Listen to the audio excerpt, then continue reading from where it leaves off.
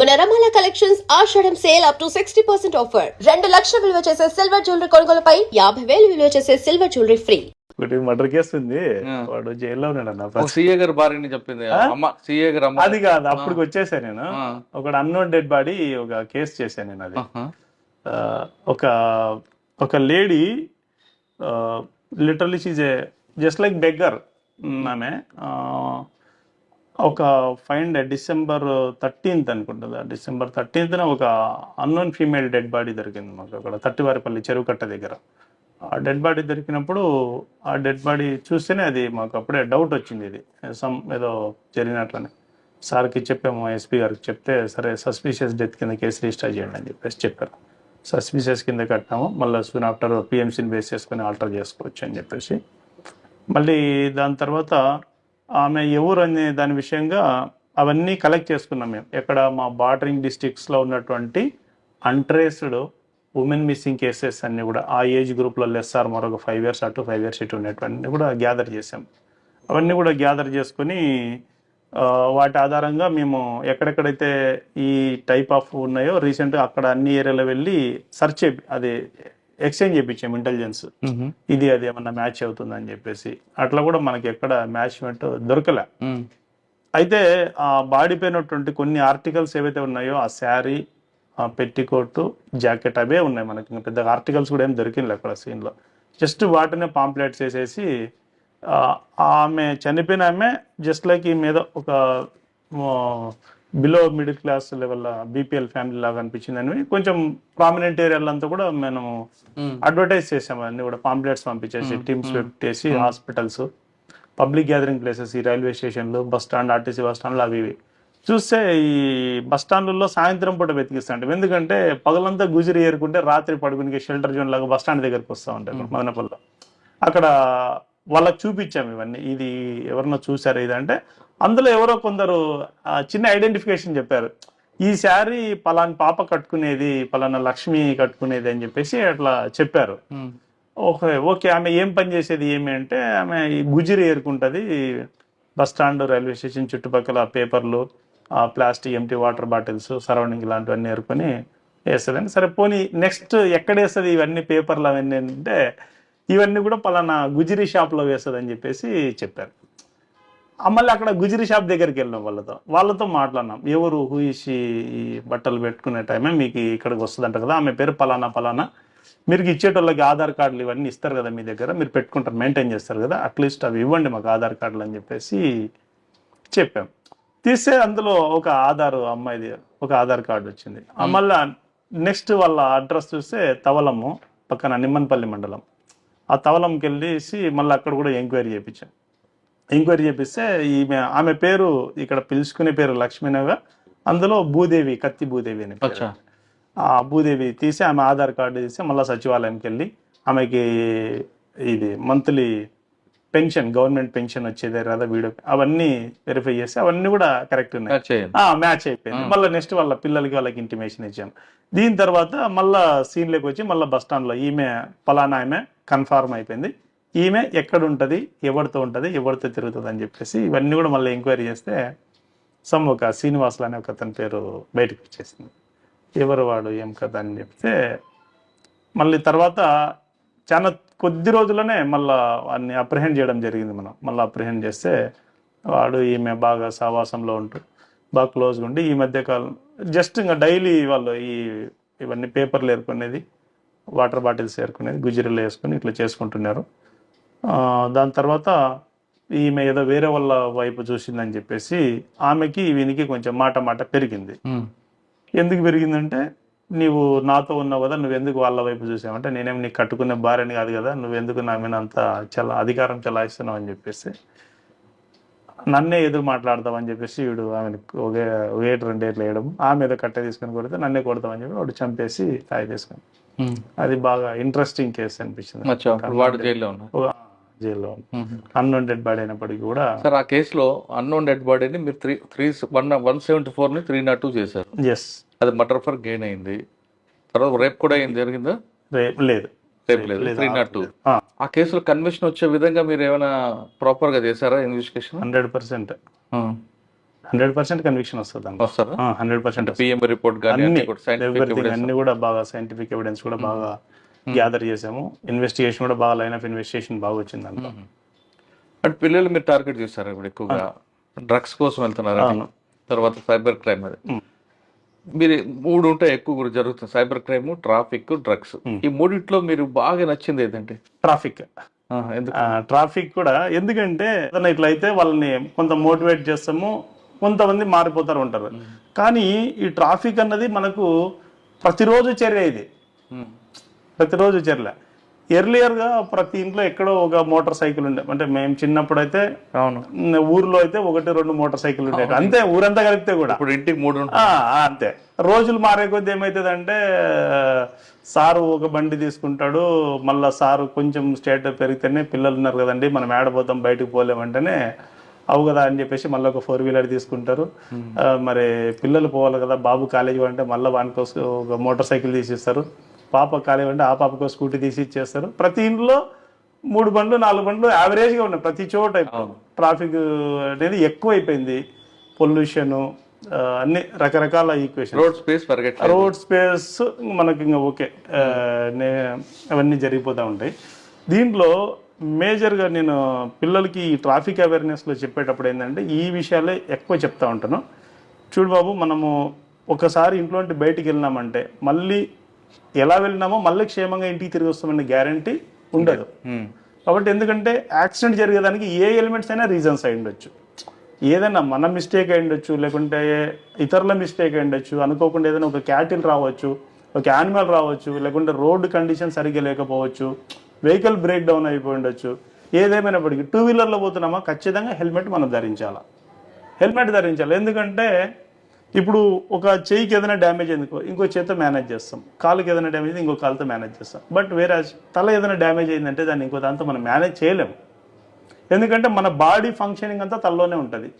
Ice అండి more important, మనకి ice లేకుండా ప్రపంచాన్ని చూడలేము. చెవులు, మన ఫంక్షనింగ్ అంతా కంట్రోల్ చేసి మన బ్రెయిన్, ఇవన్నీ కూడా తలలోనే ఉంటాయి. మనకు యాక్సిడెంట్ సింపుల్ అండి, ఒక మొబైల్ కొంటాము, మొబైల్ కొన్న వెంటనే అది 5,000, 10,000, 20 ఎంతన్నా అయిండొచ్చు, కొన్న వెంటనే బాబు పౌచ్ చేసి అంటామని, మొబైల్ కొన్న స్క్రీన్ గార్డ్ వేసి పౌచ్ చేసి బాబు స్క్రీన్ గార్డ్ అంటే ఎందుకు? ఇది ఎక్కడన్నా కింద పడితే దీనికి మనసాక్షి ఒప్పుకోదు. ఇది కొన్న వెంటనే ఒక చిన్న స్క్రాచ్ పడింది నా మొబైల్ కంటాం, లేకుంటే ఏదైనా కింద పడి పగిలిపోయిందని అబ్బా నిన్ననే కొనుక్కొచ్చుకున్నా అబ్బా పగిలిపోయిందని ఎంతో బాధపడు. అంటే ఏదైనా నువ్వు కొన్నటువంటి ఒక వస్తువుకే, ఒక ఆర్టికల్గా నువ్వు అంత ఇంపార్టెన్స్ ఇస్తున్నావే, పొరపాటున పడిపోతే నీ తలకి ఎవరు ఆన్సర్ చేస్తారు? చిన్న వయసులో నేను ఏదైనా ఒకటి హ్యాండిక్యాప్ అయిపోయినావు అనుకోండి, ఏదైనా ఇక్కడ దెబ్బ తగిలేసి ఈ మన దీనికి దెబ్బ తగిలి ఏదైనా హ్యామరేజెస్ పైన బ్లడ్ క్లాట్ అయిపోయి నువ్వేమైనా అన్కాన్షియస్లోకి వెళ్ళిపోతే ఎవరు లైఫ్ టైం నీకు ఎవరు సాక్రిఫైస్ చేస్తారు? మనము ఇది ఒకటి ఉందంటే, తల ఒకటి ఉందంటే ఒక మొబైల్ కొనుక్కోవచ్చు, 10 మొబైల్ కొనుక్కోవచ్చు, 100, 1000, 1,00,000 మొబైల్ కొనుక్కోవచ్చు. అదే 1,00,000 మొబైల్స్ ఉంటే ఒక తల కొనగలుగుతాం మనం. అది నేను కొంచెం మేజర్గా పిల్లలకి ఆ పాయింట్ ఎక్కువ స్ట్రెస్ చేస్తూ ఉంటా.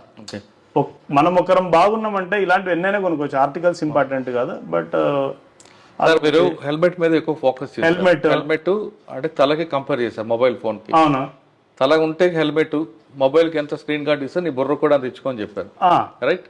కానీ ఎక్కువగా త్రిబుల్ డ్రైవింగ్ ఉన్న వాళ్ళకి ఏం చెప్తారు? త్రిబుల్ రైడింగ్ పోవడం కూడా ఇట్స్ అన్ అఫెన్స్ సార్. ఎందుకంటే ఒక బైక్ దాని కెపాసిటీని బేస్ చేసుకునేసి ఇంతమందే పోవాలా, ఇంతమంది ప్రయాణం చేస్తే ఉంటుంది అని చెప్పేసి ఈ రకరకాలుగా పోతా ఉంటారు. దాన్ని అది వాళ్ళ సెల్ఫ్ డిసిప్లిన్ కూడా అవసరం. ఇప్పుడు ఎంతవరకు మనకు enforcement, engineering, education, triple Gs తో పాటు సెల్ఫ్ ఎడ్యుకేషన్ కూడా ఇంపార్టెంట్. మనం ప్రతిసారి మనం అన్ని చోట్ల అన్ని ఇక్కడ ఇదే పారామీటర్స్ దొరుకుతాయని గ్యారంటీ చేసేటోళ్ళు ఎవరి ఉద్యోగం వాళ్ళు చేస్తూ ఉంటారు. బట్ పర్సన్స్ ఎవరైతే ఉంటారో వాళ్ళు కూడా సెల్ఫ్ గా మోటివేట్ అవ్వాలా, మనం పోవచ్చా పోకూడదా, పోతే ఒకవేళ ఇన్ కేసు ఏదైనా జరిగితే మనము ఎవరు రిస్క్ చేస్తారు, మనకు ఏదైనా జరిగితే ఫ్యూచర్ లో ఎట్లా అని చెప్పి రాంగ్ రూట్ లో వస్తారు. రాంగ్ రూట్ లో అది ఇవన్నీ సెల్ఫ్ డిసిప్లిన్. ఇంకా ప్రతిదాని ఇప్పుడు ఇక మనం కూడా చేయబడిన వాటికన్నీ చేసేస్తాం, అన్ని కూడా ఇట్లా రాకూడదు అంటాము. కొంచెం ఏదన్నా రాంగ్ రూట్లో వస్తే ఫైన్లు వేస్తాము. తర్వాత కొంచెం వైలేషన్స్ ఏదైనా ఉంటే వైలేషన్స్ కి ఫైన్ లింపు, కానీ అన్ని దాంట్లోకి అదే సమస్య పరిష్కారం కాదు కదా. వాళ్ళు కూడా సెల్ఫ్ గా మోటివేట్ అవ్వాలా, కొన్ని విషయాల్లో మనం చేయొచ్చా చేయకూడదు అని చెప్పేసి పబ్లిక్ అంతా కూడా తెలుసుకుంటే అది మంచిది వాళ్ళకు.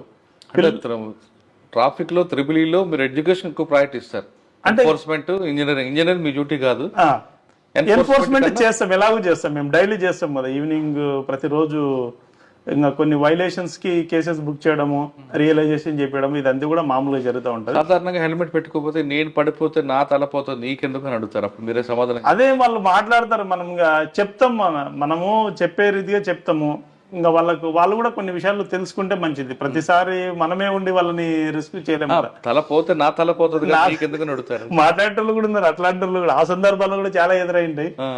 ఇంకా తప్పదు, మనం ఏం చేస్తాం, ఇంకా వాళ్ళకి చెప్పి పంపి. డ్రంక్ అండ్ డ్రైవ్ గురించి, డ్రంక్ అండ్ డ్రైవ్ లో ఒక సాధారణంగా మనము ఒక మోటార్ సైకిల్ కానీ 4-వీలర్లో కానీ మనం ప్రయాణం చేసేటప్పుడు సాధారణమైనటువంటి కండిషన్ లో వెహికల్ మన కంట్రోల్లో ఉంటుంది. వేరే డ్రంకన్ కండిషన్ లో ఉన్నప్పుడు అయితే నువ్వు వెహికల్ కంట్రోల్లోకి వెళ్ళిపోతావు. నీ కంట్రోల్లో బండి ఉందంటే నువ్వు ఎట్లా నడిపితే అట్లా బండి పోతుంది. డ్రంక్ అండ్ డ్రైవ్ చేయడం వల్ల ఆ వెహికల్ కండిషన్ లేక నువ్వు వెళ్ళిపోతావు, ఆ వెహికల్ కింద పడేస్తే కిందికి పోతావు, గుంతలోకి పంపిస్తే గుంతలోకి వెళ్ళిపోతావు. కరెక్ట్. కాబట్టి కానీ ఇంట్లో తాగితే భార్య ఒప్పుకోదు, బయట తాగితే ఒప్పుకోరు, మరి ఎక్కడ తాగాలి? ఎక్కడ తాగాలంటే ఇప్పుడు తాగి బండ్లు తోవడం నేరం కదా. అట్లని దాన్ని ఇలాగే తాగండి అనేది మేము సజెస్ట్ చేయలేము. ఓకే సార్, సీట్ బెల్ట్ పెట్టుకోకుండా కొంతమంది ఉంటారండి, నా షర్ట్ పని వెళ్ళిపోతే పెట్టుకున్నప్పుడు వాళ్ళకి అటువంటి వాళ్ళకి మీరే సమాధానం. సీట్ బెల్ట్ అంటే ఇప్పుడు సీట్ బెల్ట్ లో ఇప్పుడు దాదాపు ఈ రోజుల్లో తీసుకుంటే దాదాపు మాక్సిమం వెహికల్స్ అంతా కూడా ఎయిర్ బ్యాగ్స్ ఇస్తా ఉన్నారు. ఎయిర్ బ్యాగ్స్ ఒకవేళ ఉన్న ఎయిర్ బ్యాగ్స్ లేని వాటికి కూడా సీట్ బెల్ట్ పెట్టుకోవడం అనేది ఒక మన ఒక బాధ్యత, అది అంతే ఖచ్చితంగా. దాని సీట్ బెల్ట్ పెట్టుకోవడం వల్ల ఏమైందంటే వెహికల్ ఏదైనా సడన్ గా ఏదైనా బ్రేక్ వేసినా, అనుకోకుండా ఏదైనా ఒకటి వచ్చినా కూడా దానివల్ల మనం కొంత డ్యామేజ్ నుండి తప్పించుకుంటాం. చాలా డ్యామేజ్ ఉంటే మనం సీట్కి అట్లే కూర్చొనే ఉంటాము, దానివల్ల మనం ముందుకు బెండ్ అవ్వకుండా ఉంటాము.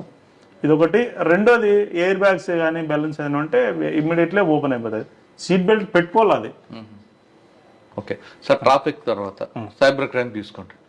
సైబర్ క్రైమ్ లో రకరకాల మోసాలు జరుగుతున్నాయి, మీరు పబ్లిక్ ఏం చెప్తారండి? పబ్లిక్ ఏం చెప్తానంటే, ఇప్పుడు ఒక సాధారణంగా ఒక పని చేసుకునే వాళ్ళు ఉంటారన్న, రోజుకి ఒక 500 సంపాదిస్తారు, లేకుంటే ఒక 600, ఎక్కువ 1000 రూపాయలు సంపాదించుకుంటారు. ఒక నెల ఎంత సంపాదిస్తారు ఆ లెక్కన?